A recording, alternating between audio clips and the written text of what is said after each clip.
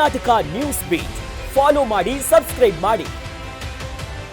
ಆಲಾಪಗಳು ಅರ್ಥದ ರೂಪ ಪಡೆದುಕೊಂಡಾಗ ಗಾಯನದ ಜೀವನ ತುಂಬ ಚೆನ್ನಾಗಿರುತ್ತೆ. ಪ್ರಜ್ಞಾ ಮರಾಠೆಯವರು ಕೂಡ ಒಂದಷ್ಟು ಹೊಸ ಭರವಸೆಗಳ ಜೊತೆಗೆ ಜರ್ನಿಯನ್ನು ಕಂಟಿನ್ಯೂ ಮಾಡ್ತಾ ಇದ್ದಾರೆ. ಇವತ್ತು ಮಲ್ಲೇಶ್ವರಮಲ್ಲಿ ಸಿಕ್ಕಿದ್ದಾರೆ.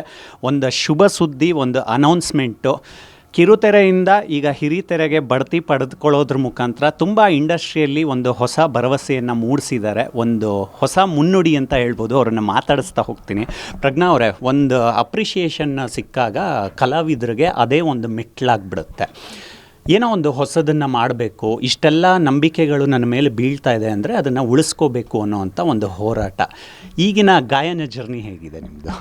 ಸೊ ನಂದು ಫಸ್ಟ್ ನಾನು ಜಿ ಕನ್ನಡ ಸರೆಗಮಪ ಸೀಸನ್ 20ಯಲ್ಲಿ ಸೆಮಿಫೈನಲಿಸ್ಟ್ ಹಾಗೆ ಶುರುವಾಗಿದ್ದು ನಂದು ಜರ್ನಿ. ಆಮೇಲೆ ಹಾಗೆ ಕಾಂಟ್ಯಾಕ್ಟ್ ವೀರ್ ಸಮರ್ಥ್ ಸರ್ಗೆ ಕಾಂಟ್ಯಾಕ್ಟ್ ಆಯಿತು. ಯಾಕಂದರೆ ನಾನು ಇನಿಷಿಯಲಿ ಬೇರೆ ಮೂವಿಗೆ ಹಾಡಿದ್ದೆ. ಅದು ಅವ್ರು ಕೇಳಿಸ್ಕೊಂಡು ಥ್ಯಾಂಕ್ಫುಲಿ ಅವ್ರಿಗೆ ಇಷ್ಟ ಆಗಿ ನನ್ನ ವಾಯ್ಸ್ ಈ ಸಿನಿಮಾದ ಹಾಡಿಗೆ ಅವಕಾಶ ಸಿಕ್ತು. ಸೊ ಸದ್ಯಕ್ಕೆ ತುಂಬ ಅಂದರೆ ಈ ಹಾಡಿಗೋಸ್ಕರ ರಿಲೀಸ್ಗೋಸ್ಕರ ನಾನು ತುಂಬ ವೇಟ್ ಮಾಡ್ತಿದ್ದೆ. ಹಾಗೆ ರೆಸ್ಪಾನ್ಸ್ ತುಂಬ ಚೆನ್ನಾಗಿದೆ ಸಾಂಗ್ಗೆ. ಅರ್ಮಾನ್ ಮಲಿಕ್ ಅವ್ರ ಜೊತೆ ಹಾಡಿದ್ದು. ಸೊ ಅದು ಇನ್ನೊಂದು ಖುಷಿ ವಿಷಯ. ಸೊ ನೋಡಬೇಕು ಮುಂದೆ ನನ್ನ ಮ್ಯೂಸಿಕ್ ಜರ್ನಿ ಹೇಗೆ. ಹೋಪ್ಫುಲಿ ಈ ಸಾಂಗ್ ಒಳ್ಳೆ ಫೌಂಡೇಶನ್ ಥರ ಶುರುವಾಗಿ ಒಂದೊಳ್ಳೆ ದೊಡ್ಡ ಬಿಲ್ಡಿಂಗ್ ಆಗೋ ಥರ ತುಂಬ ಹೋಪ್ ಮಾಡ್ತಾಯಿದ್ದೀನಿ. ಸೊ ಗ್ರೇಟ್ಫುಲ್ ಈ ಆಪರ್ಚುನಿಟಿಗೆ, ಈ ಸಾಂಗಿಗೆ. ನಿಮಗೆ ಆರಂಭಿಕ ಹಂತದಲ್ಲೇ ಒಂದು ದೊಡ್ಡ ವೇದಿಕೆ ಸೃಷ್ಟಿಯಾಗ್ತಾ ಹೋಯಿತು. ಸರೆಗಮಪದಲ್ಲಿ Hamsalekha sir, Ravi Basrur sir, Arjun Janya sir ಎಲ್ಲರೂ ಕೂಡ ನಿಮ್ಮ ಕೆಲಸವನ್ನು ತುಂಬ ಹಾಡು ಹೊಗಳ್ತಾ ಇದ್ದರು. ಅದೆಲ್ಲ ಎಷ್ಟು ಮೆಸ್ಮರೈಸ್ ಆಗುತ್ತೆ ನಿಮಗೆ? ಅಂಥ ದಿಗ್ಗಜರು ನನ್ನ ಬಗ್ಗೆ, ನನ್ನ ಕೆಲಸದ ಬಗ್ಗೆ ಮಾತಾಡ್ತಾ ಇದ್ದಾರಲ್ಲ ಅಂತ. ಎಲ್ಲ ಸಿಂಗರ್ಗೂ ಅದೊಂದು ಕನಸು ಥರ. ಎಲ್ಲ ಸಿಂಗರ್ಗೂ ಅಂಥ ದೊಡ್ಡ ಸ್ಟೇಜಲ್ಲಿ ಮತ್ತು ಅಂಥ ದಿಗ್ಗಜರ ಮುಂದೆ ಹಾಡೋದಂದರೆ ಅದು ಯಾರಿಗಾದ್ರೂ ಕನಸೇ ಅದು. ಸೊ ನನಗೆ ಆ ಕನಸು ನನಸಾಗಿರೋದ್ರಿಂದ ಆ ಎಕ್ಸ್ಪೀರಿಯನ್ಸ್ನ ನಾನು ಅಂದರೆ ವರ್ಡ್ಸಲ್ಲಿ ಎಕ್ಸ್ಪ್ಲೇನ್ ಮಾಡೋಕ್ಕೆ ಸಾಧ್ಯ ಇಲ್ಲ. ಸೊ ಅದೇ ಭಯ ಇರುತ್ತೆ, ಭಯ ಸಿಕ್ಕಾಪಟ್ಟೆ ಇರುತ್ತೆ. ಅಯ್ಯೋ ಅವ್ರ ಮುಂದೆ ನಾನು ಹಾಡ್ತಿದ್ದೀನಿ, ಏನು ಕೆಟ್ಟದಾಗದೇ ಇರಲಿ, ಅವ್ರಿಗೆ ಇಷ್ಟ ಆಗಲಿ ಅಂತ ತುಂಬಾ ಭಯ ಇರುತ್ತೆ. ಹಾಗೆ ಇನ್ನೊಂದು ಕಡೆ ತುಂಬ ಖುಷಿ ವಿಷಯ ಅಂದರೆ ಅದೇ ಹೇಳ್ದಂಗೆ ಎಲ್ಲ ಸಿಂಗರ್ಗೂ ಅದೊಂದು ಡ್ರೀಮ್. ಆ ಸ್ಟೇಜ್ ಒಂದು ಡ್ರೀಮು, ಮತ್ತು ಅವ್ರ ಮುಂದೆ ಹಾಡೋದೊಂದು ಡ್ರೀಮ್. ಯಾಕಂದರೆ ಕನಸಲ್ಲೂ ನಾವು ಅಂದ್ಕೊಂಡಿರಲ್ಲ. ಯಾಕಂದರೆ ನಾವು ಚಿಕ್ಕವರಿರ್ಬೇಕಾದ್ರೆ ಸಂಗೀತಾಭ್ಯಾಸ ಶುರು ಮಾಡುವಾಗ ಇದೆಲ್ಲ ಯೋಚನೆ ಮಾಡಿರಲ್ಲ. ಸೊ ಈ ಆ ಎಕ್ಸ್ಪೀರಿಯನ್ಸ್ ಅವ್ರ ಮುಂದೆ ಹಾಡೋದು ನಿಜ ಆದಾಗ ಅದು ಹೇಳೋಕ್ಕೆ ಆಗಲ್ಲ. ಭಯ, ಖುಷಿ ಎಲ್ಲ ಮಿಕ್ಸ್ಡ್ ಇಮೋಷನ್ಸ್ ಇರುತ್ತೆ.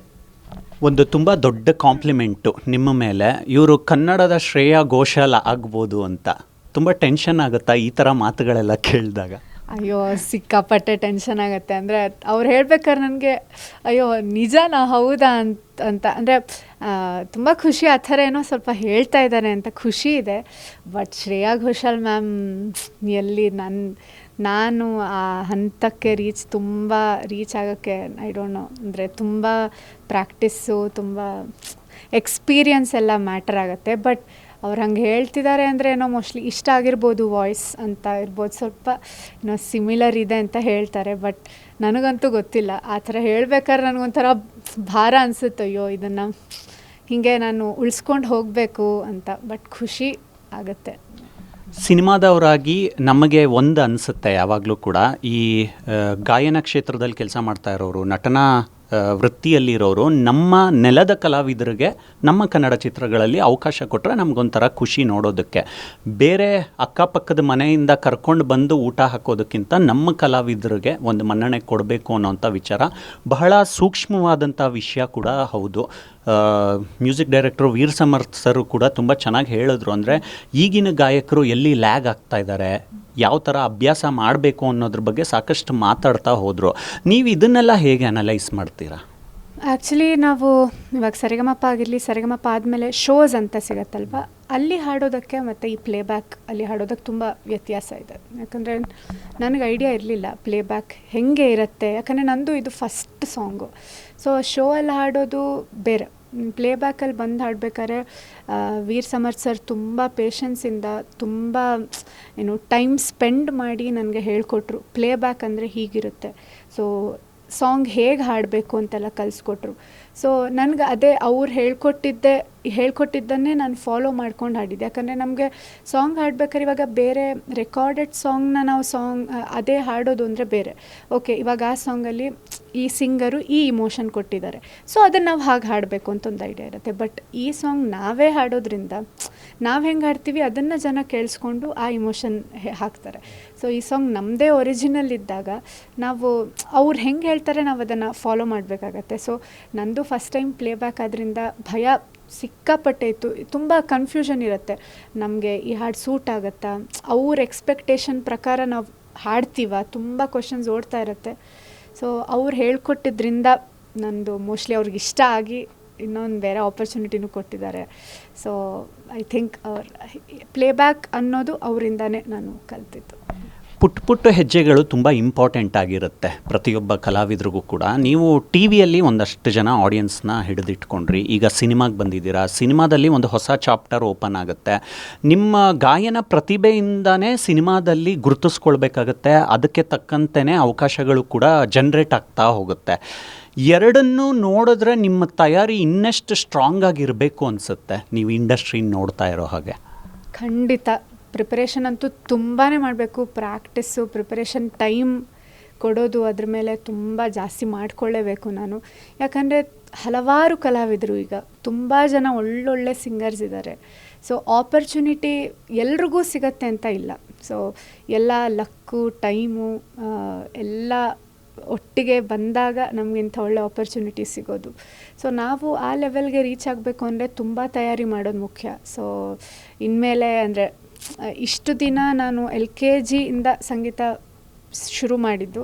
ಸೊ ಇಷ್ಟು ಬರ್ತೀನಿ ಅಂತ ಅಂದ್ಕೊಂಡೇ ಇರಲಿಲ್ಲ. ಒಂದು ಸರಿಗಮಪ ಸ್ಟೇಜಲ್ಲಿ ಹಾಡ್ಬೋದು, ನಂತರ ಈ ಥರ ಒಂದು ಮೂವಿಗೂ ಹಾಡ್ಬೋದು, ಅವಕಾಶ ಸಿಗ್ಬೋದು ಅಂತ ಯಾವತ್ತೂ ಅಂದ್ಕೊಂಡೇ ಇರಲಿಲ್ಲ. ಸೊ ದೇವರ ಅನುಗ್ರಹದಿಂದ ನನಗೆ ಇಷ್ಟು ಅವಕಾಶ ಸಿಕ್ಕಿದೆ. ಸೊ ಇನ್ನೂ ನಂದು ರೆಸ್ಪಾನ್ಸಿಬಿಲಿಟಿ ನಾನು ಹೆಂಗೆ ತೊಗೊಂಡು ಹೋಗ್ತೀನಿ ಮುಂದೆ, ಜಾಸ್ತಿ ಟೈಮ್ ಸ್ಪೆಂಡ್ ಮಾಡಿ ಪ್ರಾಕ್ಟೀಸ್ ಮಾಡಿ ಎಕ್ಸ್ಪ್ಲೋರ್ ಮಾಡಬೇಕು ಮ್ಯೂಸಿಕಲ್ಲಿ. ಸೊ ಹೋಪ್ಫುಲಿ ಮಾಡ್ತೀನಿ ಅಂತ. ನೀವು ಮೂಲತಃ ಗಾಯಕಿ, ಆದರೆ ಕೆಲವು ಪತ್ರಕರ್ತರು ನಿಮ್ಮ ವಾಯ್ಸು ಪ್ರೆಸೆಂಟೇಷನ್ ಎಲ್ಲ ನೋಡಿ ನೀವು ಆ್ಯಕ್ಟ್ ಕೂಡ ಮಾಡ್ಬೋದು ಅಂತ ಹೇಳಿದ್ರು. Actually it's a good compliment also. ನಾವು ನಿಮ್ಮನ್ನು ನೋಡ್ದಂಗೆ ಸ್ಟೇಜ್ ಮೇಲೆ ನಿಮ್ಮ ಸೆನ್ಸ್ ಆಫ್ ಹ್ಯೂಮರ್ನೂ ನೋಡಿದ್ದೀವಿ ನಾವು. ಸರಿಗಮಪದಲ್ಲಿ ಜೋಕ್ ಮಾಡ್ತಾ ಇರ್ತೀರಾ, ಆ್ಯಕ್ಟಿವ್ ಆಗಿರ್ತೀರ, ಸ್ಟೇಜನ್ನು ಹೇಗೆ ಆಕ್ಯುಪೈ ಮಾಡ್ಕೋಬೋದು ಅನ್ನೋದನ್ನು ನೀವು ಅರ್ಥ ಮಾಡ್ಕೊಳ್ತಾ ಇದ್ದೀರಾ. ಆ್ಯಕ್ಟಿಂಗಲ್ಲಿ ಇಂಟ್ರೆಸ್ಟ್ ಇದೆಯಾ ನಿಮಗೆ? ಆ್ಯಕ್ಟಿಂಗಲ್ಲಿ ಯಾವತ್ತೂ ನಾನು ಯೋಚನೆ ಮಾಡಿರಲಿಲ್ಲ. ಬಟ್ ಹೀಗೆ ಎಲ್ಲ ಕೇಳ್ತಿದ್ರು, ಅಂದರೆ ಒಂದು ಶಾರ್ಟ್ ಫಿಲಮ್ಸ್ ಅಂತೆಲ್ಲ ಮಾಡ್ತಾರಲ್ಲ, ಅವರೆಲ್ಲ ಅಪ್ರೋಚ್ ಮಾಡಿದರು, ಮಾಡ್ತೀರಾ ಅಂತೆಲ್ಲ. ನನಗೆ ಆ ಆ್ಯಕ್ಟಿಂಗ್ ಮಾಡಬೇಕು ಅಂತಂದರೆ ಐಡಿಯಾನೇ ಇಲ್ಲ. ಸೊ ನಾನು ಯಕ್ಷಗಾನ ಕಲಾವಿದೆ. ಸೊ ನನ್ನ ಅಮ್ಮ ಕೂಡ ಯಕ್ಷಗಾನ ಕಲಾವಿದೆ, ಅವ್ರದ್ದೊಂದು ಲೇಡೀಸ್ದೊಂದು ಟೀಮ್ ಇದೆ. ಸೊ ಅವ್ರು ಹೇಳ್ತಾರೆ, ನೀವು ಯಕ್ಷಗಾನ ಮಾಡ್ತೀರಾ, ಸೊ ನಿಮಗೆ ಆ ಹಾವಭಾವ ಎಲ್ಲ ನಿಮಗೆ ಬರುತ್ತೆ, ಸೊ ಆ್ಯಕ್ಟಿಂಗ್ ಯಾಕೆ ಟ್ರೈ ಮಾಡಬಾರ್ದು ಅಂತೆಲ್ಲ ಹೇಳ್ತಾರೆ. ಬಟ್ ನಾನು ಇನ್ನೂ ಯೋಚನೆ ಮಾಡಿಲ್ಲ, ನೋಡೋಣ ಬಂದರೆ. ಓಕೆ, ಕೊನೆಯದಾಗಿ ಈಗ ಎರಡೂ ಕ್ಷೇತ್ರಗಳಲ್ಲಿ ಬಾಗಿಲುಗಳು ಓಪನ್ ಆಗಿದೆ. ನೀವು ಎಂಟ್ರಿ ಕೊಟ್ಟಿದ್ದೀರಾ ಎರಡೂ ಬಾಗಿಲುಗಳನ್ನ ಮ್ಯಾನೇಜ್ ಮಾಡಿಕೊಂಡು. ಇಂಡಸ್ಟ್ರಿಯಲ್ಲಿ ನಿಮ್ಮ ಮುಂದಿನ ಭರವಸೆಗಳು, ಕನಸುಗಳು, ಆ ಭವಿಷ್ಯದ ಮಾರ್ಗಸೂಚಿಗಳು ಹೇಗಿರುತ್ತೆ? ಈ ಕ್ವಶನ್ ತುಂಬ ಹೆಂಗೆ ಆನ್ಸರ್ ಮಾಡಬೇಕು ಗೊತ್ತಿಲ್ಲ. ಬಟ್ ಹೋಪ್ಫುಲಿ ನನಗೆ ಮುಂದೆ ಅವಕಾಶ ಸಿಕ್ಕಿದ್ರೆ ಒಳ್ಳೊಳ್ಳೆ ಫಿಲಮ್ ಮ್ಯೂಸಿಕ್ ಡೈರೆಕ್ಟರ್ಸಿಂದ ಎಲ್ಲ ಸಿಕ್ಕಿದರೆ ಖಂಡಿತ ನಾನು ಅವರ ಎಕ್ಸ್ಪೆಕ್ಟೇಷನ್ ಪ್ರಕಾರ ಹಾಡೋಕ್ಕೆ, ಅವ್ರದ್ದು ಫುಲ್ಫಿಲ್ ಮಾಡೋಕ್ಕೆ ನಾನು ಖಂಡಿತ ಟ್ರೈ ಮಾಡ್ತೀನಿ. ಯಾಕಂದರೆ ಮ್ಯೂಸಿಕ್ ಸಿಂಗಿಂಗ್ ಅನ್ನೋದು ನನಗೆ ಯಾವಾಗಲೂ ಪ್ರಿಯವಾದದ್ದು. ಸೊ ನನಗೆ ಸಂಗೀತನೇ ಒಂಥರ ನನಗೆ ಇಂಟಿಗ್ರಲ್ ಪಾರ್ಟ್ ಆಗಿ ಹೋಗಿಬಿಟ್ಟಿದೆ. ಸೊ ಖಂಡಿತ ನನಗೆ ಒಳ್ಳೆ ಭವಿಷ್ಯ ಇದೆ ಅಂತಾದರೆ ನಾನು ಖಂಡಿತ ಅದನ್ನು ಫಾಲೋ ಮಾಡಿಕೊಂಡು ರೆಸ್ಪೆಕ್ಟ್ ಕೊಟ್ಟು ಮತ್ತು ಸಿನ್ಸಿಯರಾಗಿ ಫಾಲೋ ಮಾಡ್ತೀನಿ ಅಂತ ನಂಬಿದ್ದೀನಿ. All the best. ನಿಮ್ಮ ರಾಗ, ತಾಳ, ಲಯ ಚೆನ್ನಾಗಿರಲಿ, ನಿಮ್ಮ ಪಯಣ ಸೊಗಸಾಗಿರಲಿ. Thank you so much for your time. Thank you. ಇವಿಷ್ಟು ಗಾಯಕಿ ಪ್ರಜ್ಞಾ ಮರಾಠೆ ಅವರ ಮಾತುಗಳು. ಕ್ಯಾಮ್ರಾ ಪರ್ಸನ್ ಗೋಪಿ ಜೊತೆ ಮಾವಳಿ ಕಾರ್ತಿಕ್, ಕರ್ನಾಟಕ ನ್ಯೂಸ್ ಬಿಟ್. ಕರ್ನಾಟಕ ನ್ಯೂಸ್ ಬೀಟ್ ಫಾಲೋ ಮಾಡಿ, ಸಬ್ಸ್ಕ್ರೈಬ್ ಮಾಡಿ.